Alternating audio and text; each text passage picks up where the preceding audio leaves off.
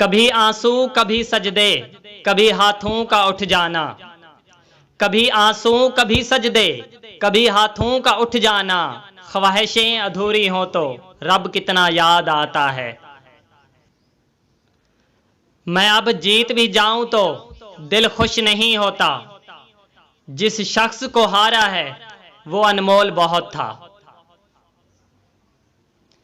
कभी कभी तकमील की ख्वाहिश में हम पहले से भी ज्यादा अधूरे हो जाते हैं।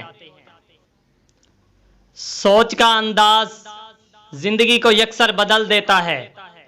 कभी दुनिया में फकत एक शख्स और कभी एक शख्स में पूरी दुनिया दिखाई देती है।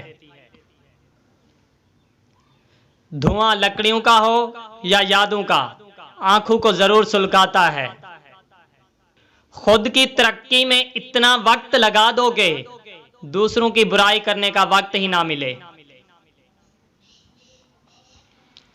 इंसान की सबसे बड़ी कामयाबी खुद को खुद की जात तक महदूद रखना है।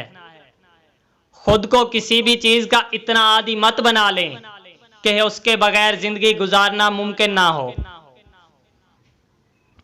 सुनो, एक बात कहनी है। मोहब्बत करने निकले हो तो इतना जहन में रखना, अना की बात ना सुनना, सिले की आस ना रखना। इंसान खुद अजीम नहीं होता, उसका किरदार उसे अजीम बनाता है। दुनिया में हर चीज बहाने से मुलतवी की जा सकती है, मगर तकदीर और मौत नहीं।